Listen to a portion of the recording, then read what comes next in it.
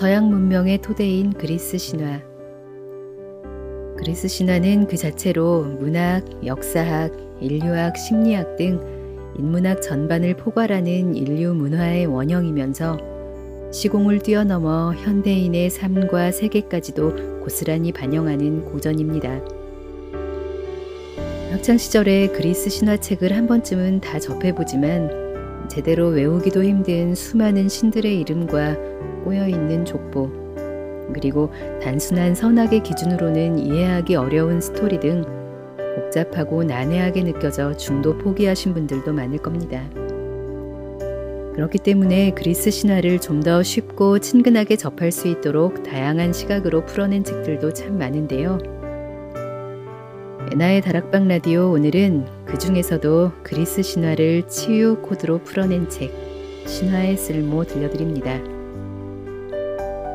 이 책의 저자인 오진아님은 특이하게도 전문 작가가 아닌 30년간 의료 현장에 있었던 현직 간호학과 교수인데요. 이 책의 서문에서 이렇게 쓰고 있습니다. 간호학을 시작할 때 발음하기도 어려운 전문 용어가 낯설지 않은 것은 펼치는 전공 서적마다 그리스의 신들이 숨어 있기 때문이다. 그리스 신화에는 인간 보편의 정서가 들어있다. 그래서 인간의 몸과 마음을 돌보는 의료인들은 인간의 감정을 닮은 그리스의 신들의 세계를 엿보며 우리네 삶을 이해함으로써 환자 돌봄에 적용할 수 있다. 신화에 대한 의료인으로서의 이런 접근과 애정이 신선하게 다가온 책인데요. 그런 만큼 신화 속 등장인물들의 이름에서 기원한 의학 용어들을 이야기 속에 자연스럽게 녹여 흥미를 더해줍니다. 또 각 신화의 이야기들과 연결되는 각종 문학 작품과 영화 등을 풍부하게 차용해 풀어내는데요. 이를 통해 신화가 단지 신화로 박제되어 있는 것이 아니라 현재의 우리의 삶과도 긴밀하게 맞닿아 있음을 보여줍니다. 그동안 그리스 신화가 난해하게 느껴져 멀리했다면 이 책은 이런 방식으로 접근해서 해석할 수도 있구나 하는 흥미롭고 다정한 가이드가 되어줄 수 있을 것 같습니다. 신화를 관통하고 있는 삶의 지혜를 담고 있는 책, 신화의 쓸모. 총 40가지의 이야기들 중에서 많은 사람들에게 익숙한 이름의 신이 등장하는 3가지 이야기 골라서 들려드리겠습니다. 오늘도 끝까지 편안하게 들어주세요.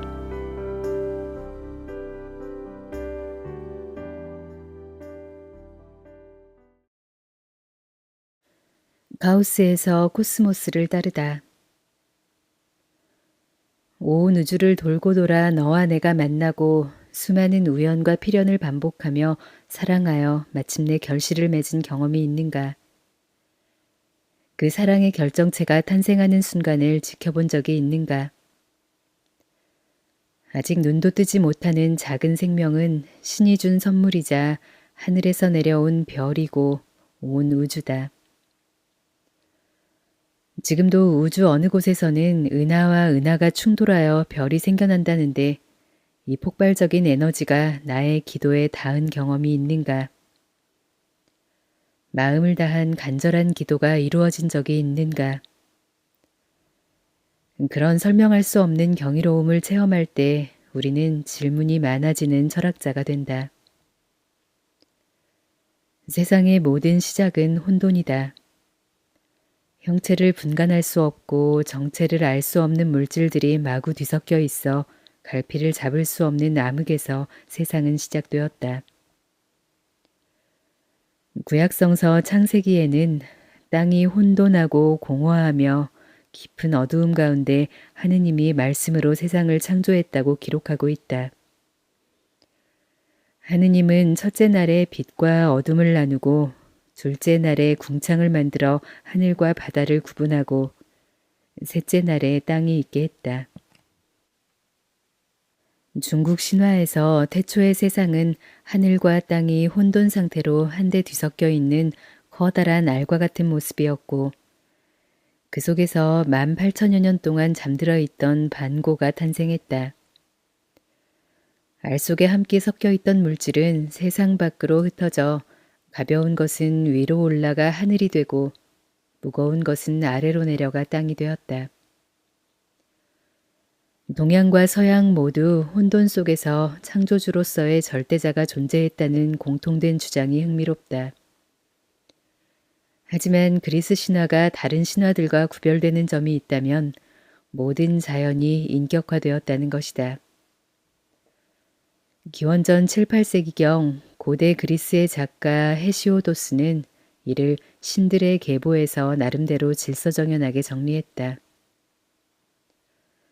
맨 처음의 세상은 거대한 틈 또는 텅 빈 공간이라는 뜻의 카오스로 카오스 속에서 모든 신들의 안전한 거처이자 넓은 가슴을 가진 가이아와 죽음의 신 타르타로스, 사랑의 신 에로스가 탄생했다.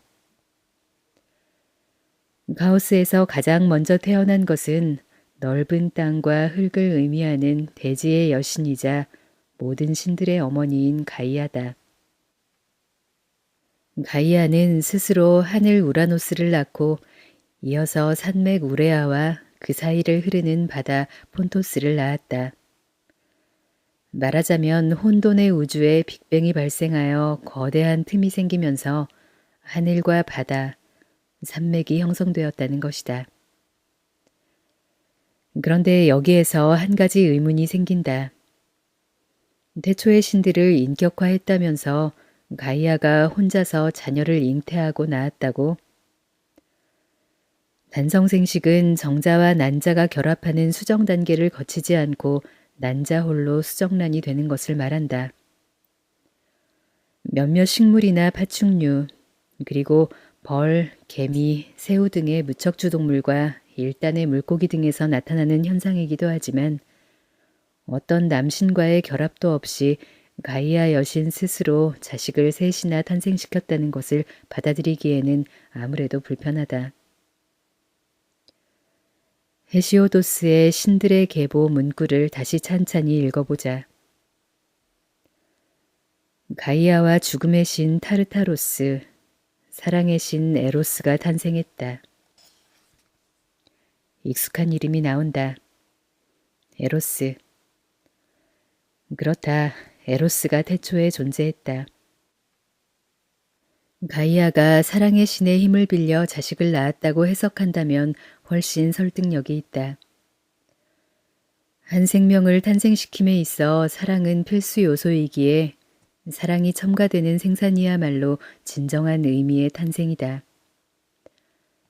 허허벌판에 조립식 주택을 만들듯이 뚝딱뚝딱 자연이 만들어지는 시기였다면 그리스 신화가 특별할 이유는 없을 것이다. 세상이 만들어지는 과정에서 에로스가 있었다는 것은 하늘도 땅도 바다도 특별한 사랑의 증거로 여겨지며 흐뭇하고도 즐거운 마음이 든다. 이것이 그리스 신화가 가진 힘이다. 왜 언제나 사랑인가 라는 우문에 대한 대답이기도 하다. 태초부터 존재했기 때문에, 그것이 근원이기 때문에 돌아보면 언제나 사랑이다. 에로스? 그런데 태초의 에로스라니 여전히 낯설지 않은가? 우리에게 익숙한 에로스는 날개 달린 아기 천사 또는 푸시케와 사랑을 나누는 청년 에로스가 아니던가. 하지만 태초의 신이든 아프로디테의 아들이든 에로스는 사랑에 빠지게 하는 황금 화살을 가지고 다니면서 천상의 신들과 지상의 인간들에게 사랑의 불씨를 나르는 사랑의 신임에는 틀림없다.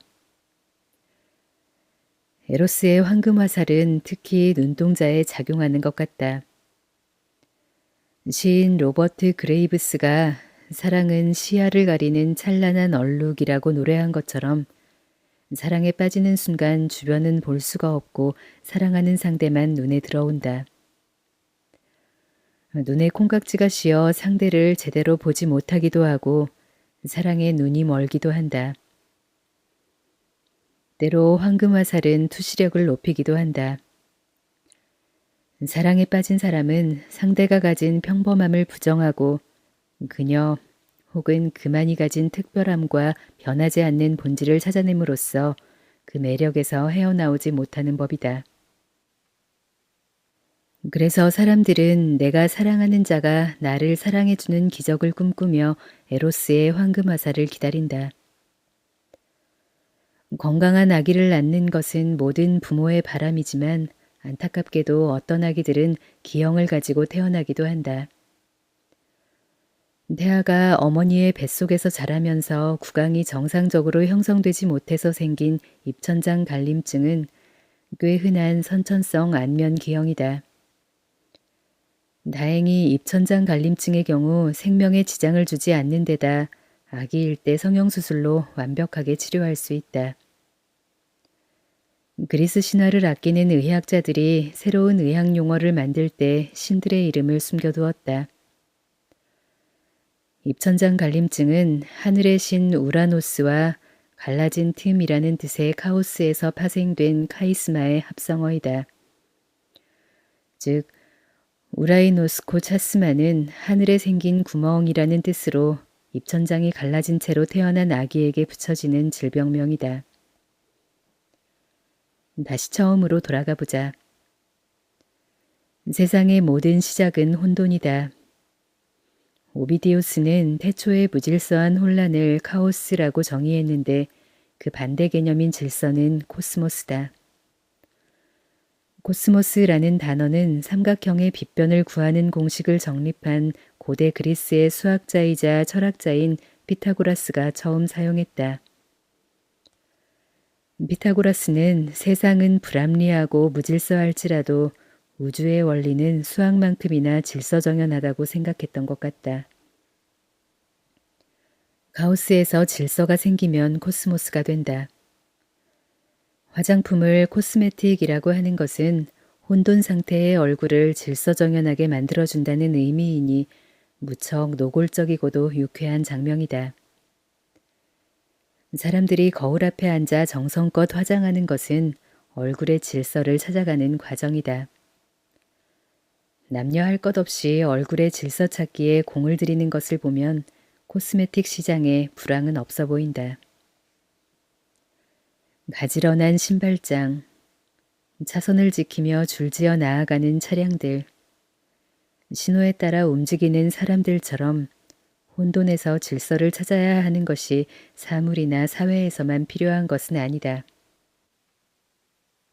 처음 시작하는 사랑이든 새로운 직장이든 새롭게 도전하고자 하는 것은 무엇이든 언제나 형체를 분간할 수 없이 모호한 혼돈 그 자체이다. 누구나 시작할 때는 대상을 잘 모르기 때문에 두려울 수밖에 없다. 하지만 자세히 살펴보고 정체를 조금씩 파악한다면 어느새 두려움은 익숙함이 되고 낯섦은 친근함이 되어 나름의 질서를 만들 수 있다.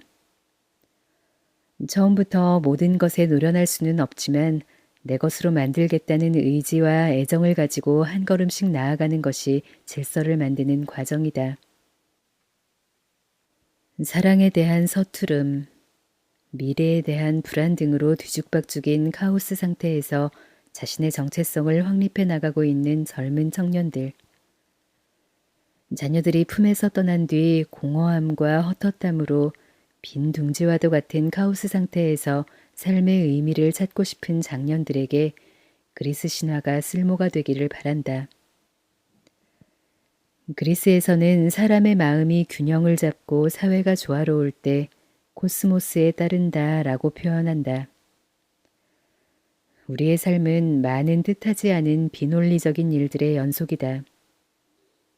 다음에 나올 멜로디를 예측할 수 없어 거칠게 들리는 현대 음악이라도 그 불협화음을 반복해서 들으면 학습이 되어 어느새 협화음처럼 느껴지기 마련이다. 그리스 신화가 낯설고 불편하게 느껴진다면 반복해서 읽으면서 상징과 은유를 찾아가 보자. 어느새 익숙해진 멜로디와 하모니의 장단을 맞추며 카오스에서 코스모스로 합치하는 기쁨을 만끽할 수 있을 것이다. 혼돈의 끝에서 자신만의 질서를 찾고 묵묵히 나아갈 힘을 얻는 스스로를 발견할 수 있을 것이다.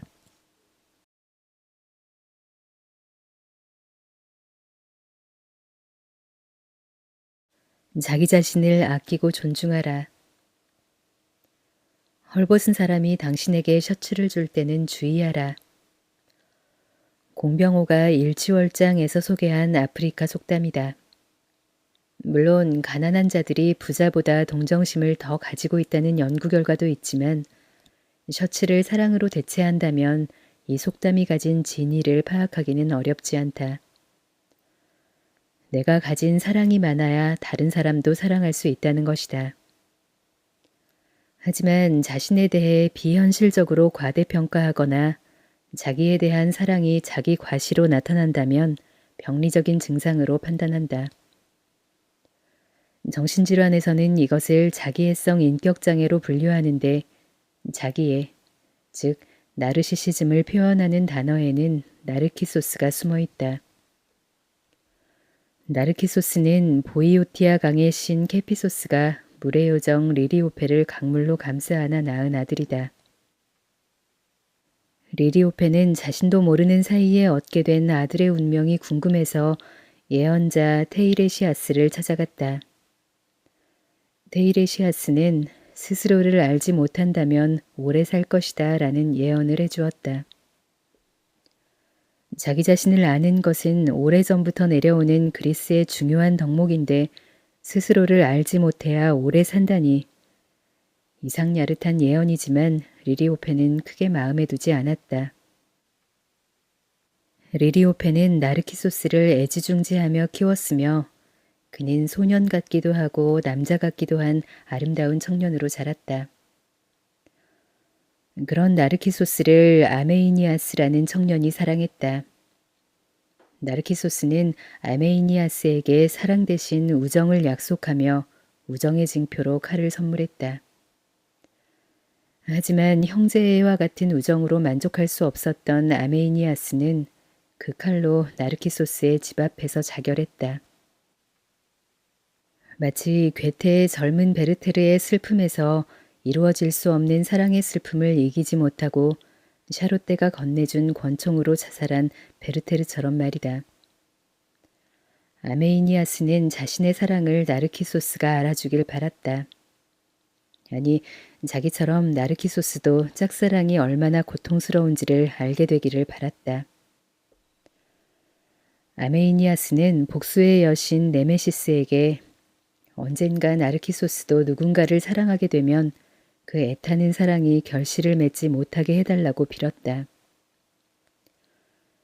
네메시스는 정당한 복수를 관장하기 때문에 정의롭게 산 인간들은 굳이 네메시스를 두려워할 이유가 없지만 한번 네메시스를 화나게 하면 그녀의 복수를 피할 수가 없다. 심지어 인간으로서 과분한 복을 누리는 것도 신들에게는 무례한 일이라 나이가 많은 노인들은 네메시스가 자신들의 나이가 많음을 알고 장수의 복을 거둘까봐 나이를 밝혀야 할 때는 귓속말로 조용히 전할 정도였다. 네메시스는 아메이니아스의 기도를 들어주었다. 나르키소스가 다른 누구도 아닌 자기 자신을 사랑하게 된 것이다. 어느 날엔가 숲을 거닐던 나르키소스는 목이 말라 물 한 모금을 마시기 위해 연못에 몸을 숙였을 때 연못에 비친 자신의 아름다운 모습에 빠져들게 되었다. 한시라도 자신의 모습을 보지 않으면 안 되는 거울공주처럼 나르키소스는 매일매일 연못을 찾아갔으며 나중에는 찾아가는 것만으로 부족해 연못 옆에서 살았다. 자아도취 또는 자기색정이라는 해석이 더 적절한 나르시시즘이 발현되는 순간이었다. 나르키소스를 좋아한 ним프도 있었다. 에코는 산의 요정 오레이아데스 중 하나로 키타이론 산에 살면서 아르테미스와 함께 사냥을 다니기도 했다. 아르테미스는 늘 명랑하고 수다스러운 에코를 좋아했다. 하지만 에코의 수다스러움은 가끔 도가 지나쳐서 남들의 말이 끝나기도 전에 자기 할 말을 늘어놓거나 입씨름을 할 때 생떼를 쓰기도 했다. 결국 에코의 과함이 화를 부른 사건이 발생했다. 때때로 제우스는 키타이론 산으로 내려와 오레이아데스와 노닥거렸는데 남편의 방탕함을 눈치챈 헤라가 드디어 현장을 잡으러 내려왔다. 그런데 에코가 헤라를 막아서며 온갖 수다를 떨어 제우스가 도망갈 틈을 만들어 주었다. 이에 분노한 헤라는 에코에게 남이 한 말을 따라만 하는 저주를 내렸다. 거추장스러운 저주의 옷을 입고 의기소침해진 에코는 누구의 눈에도 띄지 않는 곳에서 살게 되었다. 그러던 어느 날 에코는 숲속에서 잃어버린 물건이라도 찾으려는 듯 연못을 뚫어져라 바라보는 꽃미남을 발견하고 사랑에 빠졌다. 하지만 에코는 스스로 말할 수가 없고 남이 하는 말만 그대로 따라할 뿐이어서 자신의 사랑을 고백할 방법이 없었다. 누구든 사랑 가득한 눈빛으로 자신만 바라보며 사랑의 미러를 제잘거리는 상대를 저항할 수 없는 법인데 자기 목소리를 들려줄 수조차 없는 에코의 심정은 어떠했을까. 멀리서 나르키소스 이름이라도 불러보고 싶지만 숲속에서 친구들이 부를 때 겨우 따라 부를 수 있을 뿐이었다. 한 번은 용기를 내어 나르키소스 앞에 나타나 껴안아 보았지만 저리가 라는 나르키소스에게 저리가 만을 따라 말하며 물러날 수밖에 없었다. 상심한 에코는 무의미한 소음의 세상이 되어버린 숲속을 뒤로하고 동굴로 숨어들었다. 동굴 속에서도 포기할 수 없는 사랑 때문에 몸과 마음은 타들어갔다. 그러다가 종국엔 목소리만 남아 숲의 메아리가 되었다. 다른 누구도 아닌 자기 자신을 사랑하게 된 나르키소스는 연못에 비친 자기 얼굴만 바라보며 식음을 전폐하다 에코처럼 메말라갔다. 결국 자신과 한 몸이라도 되려는 듯 연못 속으로 뛰어들었고 나르키소스가 사라진 그곳에는 한 송이 수선화, 즉 나르시서스 타제타가 피어났다. 자신을 지켜보는 존재는 아랑곳하지 않고 연못에 비친 자신의 얼굴에만 빠져있는 나르키소스와 그를 애처롭게 바라보는 에코의 모습은 많은 화가들에게 영감을 불어넣었다. 명화 속에서 나르키소스 옆에는 여지없이 수선화가 피어있다. 수선화를 닮은 노란 꽃 프리지아의 전설도 나르키소스와 연관이 있다. 프리지아는 에코와 같은 ним프였지만 에코와 달리 내성적이고 수줍음이 많아 깊숙한 샘 바닥에서 혼자 지냈다. 어느 날 연못 위에서 애끓는 구해의 소리가 들려 가만히 수면 위로 올라와 보니 나르키소스가 연못을 바라보며 사랑을 노래하고 있었다. 나르키소스의 아름다운 모습에 혼을 뺏긴 프리지아는 매일 수면으로 올라와 나르키소스를 바라보았다. 어느 날 자신의 뒤에서 인기척이 나서 깜짝 놀라 돌아보니 에코가 있었다. 에코와는 달리 말수가 적은 프리지아가 조심스럽게 나르키소스를 사랑하고 있다고 고백했다. 그러자 에코는 프리지아의 말을 반복하며 즉각적으로 반응해주는 것이 아닌가. 에코가 메아리로만 답한다는 것을 모르는 프리지아는 자신의 사랑을 응원한다고 생각하고 용기를 내어 나르키소스에게 사랑을 고백했다. 하지만 나르키소스는 그 사랑조차 무시했다. 나르키소스는 연못에 비친 자기 자신에게 구애를 하다가 끝내 연못에 뛰어들어 죽어버렸고 에코는 동굴 속에서 목소리만 남았고 시련의 상처를 이기지 못한 프리지아도 마음의 상처를 받아 결국 죽고 말았다. 이후 수선화를 닮은 노란 꽃 프리지아로 다시 피어나 항상 수선화 곁을 지켰다. 아프리카 속담으로 돌아가 보자. 타인에게 선의를 베풀 때는 자신에게 결핍이 없어야 한다. 사랑도 마찬가지다. 자신에게 사랑이 충만해야 다른 사람을 사랑할 수도 있고 다른 사람의 사랑을 받을 수도 있다. 무엇보다도 자기 긍정과 자기 사랑이 넘쳐야 한다. 그렇다면 자기애적 성격 장애와 구분되는 진정한 자기 사랑은 무엇일까? 바로 자기 자신을 아끼고 스스로 존엄하다고 여기는 자존감이다. 자존감이 높아지는 경우는 두 가지다. 첫 번째는 내가 스스로 중요한 일을 내가 잘 해냈을 때이다. 다른 사람의 기준이 아니라 나에게 중요한 일을 만족스럽게 해냈다면 우쭐해지며 자존감이 향상된다. 두 번째는 나에게 의미 있는 타인이 내가 한 일을 칭찬할 때이다. 스스로 만족스럽지 않더라도 부모나 선생님 혹은 연인이 잘했어 라고 이야기해주면 자존감이 올라간다. 이를 위해서는 소소하지만 의미 있는 목표를 세우고 성취해 나가는 경험을 많이 갖는 것이 좋다. 나에게 소중한 사람에게 주저하지 말고 나의 성취를 알려보자. 그리고 내가 사랑하는 사람의 작은 성취에도 칭찬을 아끼지 말자. 지적과 평가는 다른 전문가의 몫으로 돌려주면 된다. 칭찬과 격려로 그 사람의 자존감이 형성될 것이다. 자신을 사랑한다는 것은 이기주의나 자아도취 또는 과대망상에 빠지는 것을 의미하는 것이 아니다. 자기 삶의 열정을 가지고 자신의 삶을 사랑하는 것이다. 세상의 기준이 아니라 어떤 상황에서도 자신을 스스로 격려하고 지지하는 것이다. 자신을 제대로 사랑하고 에너지를 축적해야 다른 사람도 사랑할 수 있고 사회에 대해서도 관대해질 수 있다. 자신을 드러내려고 굳이 노력하지 않아도 된다. 자기 긍정과 평정심에서 발생하는 에너지와 행복감은 밖으로 떠벌리지 않아도 자연스럽게 드러나는 법이다.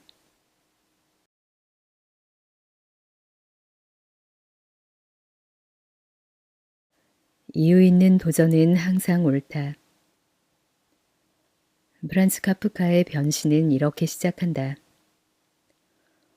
어느 날 아침 그레고르 잠자가 불안한 꿈에서 깨어났을 때 침대 속에서 한 마리의 흉측한 벌레로 변해 있는 자신을 발견했다. 첫 문장 그대로 그레고르는 특별할 것도 없는 어느 날 아침 한 마리의 벌레로 변신했다. 그레고르는 자신이 인간의 감정을 유지하고 있음을 알리려 몸부림쳤지만 가족들에게조차 유린당한 채 골방에서 고독한 시간을 보내다가 죽었다. 인간의 실존과 부조리를 묘사하기 위해 노력했던 카프카는 변신을 출판할 때 사파를 넣지 말라고 당부했지만 대부분의 출판사는 그들이 상상하는 대로 벌레가 된 그레고르 잠자를 그려 넣었다. 스파이더맨도 아니고 사람이 벌레가 되다니 얼마나 해괴망측한가. 하지만 남미 문학의 마술적 사실주의를 연상시키는 벌레가 된 남자는 거미가 된 아라크네의 이야기를 알고 있는 독자에게는 낯선 것도 아니다. 리디아의 이드몬은 양모염색의 달인이었다. 이드몬의 딸 아라크네는 아버지가 염색해 놓은 양모로 배를 짰다. 솜씨가 얼마나 대단한지 여러 가지 색으로 물들인 실을 배틀에 넣고 도안도 없이 씨줄과 날줄을 분주히 움직이며 멋진 그림을 완성해냈다. 아라크네는 아테네의 파르테논 신전에 물레와 배틀을 갖추어 놓고 인간들에게 실을 잡는 법과 배를 짜는 법을 가르치기도 했다. 아라크네가 자신의 출중한 능력을 묵혀두지 않고 여인들을 가르치는 것은 용서받을 수 있으나 하필 장소가 여신의 고귀한 신전이라 아테나의 심기를 제대로 건드리고 말았다. 아라크네는 한술 더 떠서 곧잘 아테나보다도 배를 잘 짠다고 자랑했다. 아테나는 전쟁의 여신이라는 이미지와는 어울리지 않게 배짜기와 자수의 여신이기도 했다. 아테나는 아라크네를 혼내줄 요량으로 노파로 변신해서 나타났다. 아가씨는 어찌 아테나 여신님보다 배를 잘 짠다고 하지요? 상대가 인간이라면 얼마든지 괜찮지만 여신과는 비교하지 마세요. 지금이라도 자비로우신 여신님께 용서를 구하세요. 아테나는 짐짓 자애롭게 충고했으나 아라크네는 아랑곳하지 않았다. 그런 충고는 할머니 손녀에게나 하세요. 난 여신도 두렵지 않아요. 아테나 여신일지라도 배 짜는 기술로 나를 이길 자신이 있다면 한번 겨뤄보자고 하세요. 이 말에 분노가 치밀어 오른 노파는 화를 숨기지 않고 입고 있던 겉옷을 벗어버리고 본 모습을 드러냈다. 그래? 네가 나보다 배를 잘 짠단 말이지? 오늘 나랑 배틀을 해보자. 이렇게 아테나 여신과 아라크네의 배틀이 성사되었다.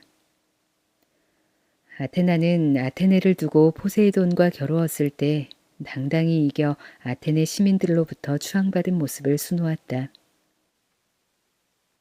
그리고 배의 사각 모서리에는 신에게 벌을 받아 모습이 변해버린 어리석은 인간들을 수놓았다.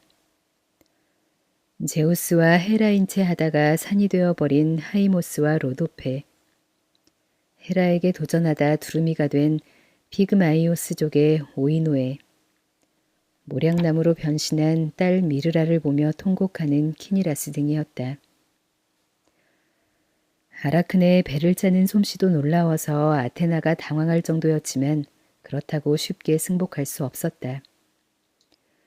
더군다나 아라크네가 짜놓은 것은 올림포스 신이라면 누구라도 분노할 만한 내용이었다.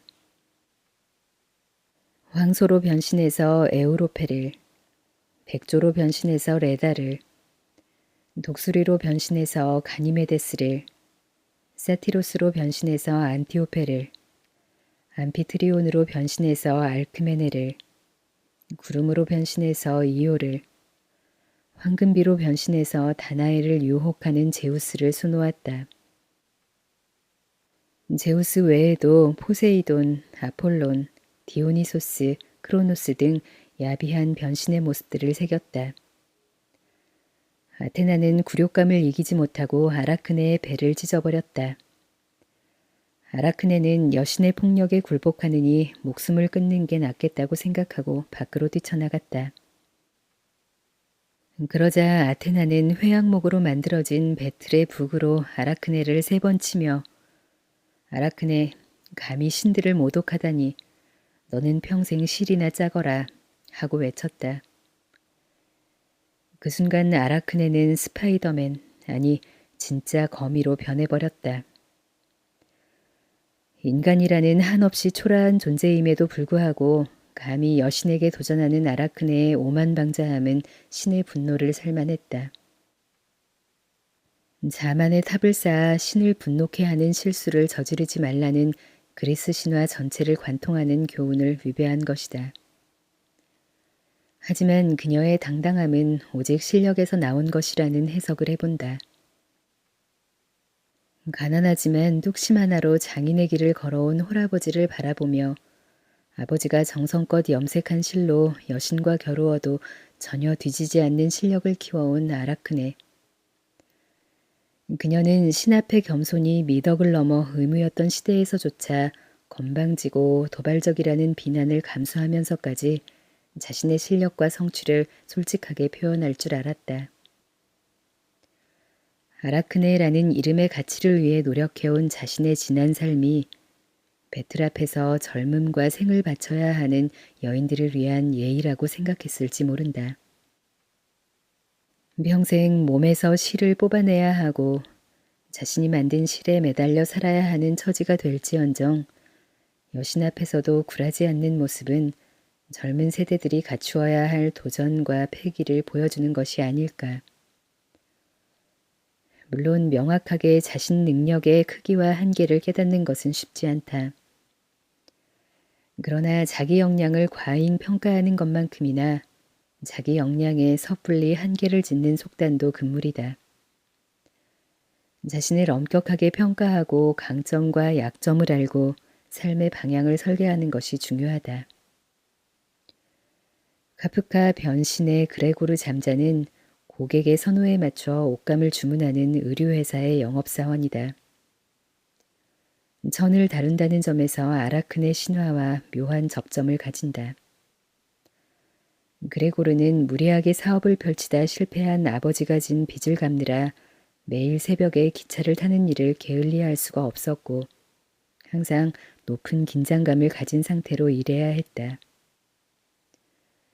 그레고르의 삶과 아라크네의 삶이 다른 것은 아침을 맞는 태도였다. 아라크네는 배짜기 명인이라는 자신감으로 매일 아침 힘찬 발걸음을 내디뎠다. 하지만 그레고르는 벌레로 변신하던 그날 아침도 자리를 떨치고 일어나지 못하는 것이 불충분한 수면과 누적된 피로 때문이라며 불만스럽게 여겼다.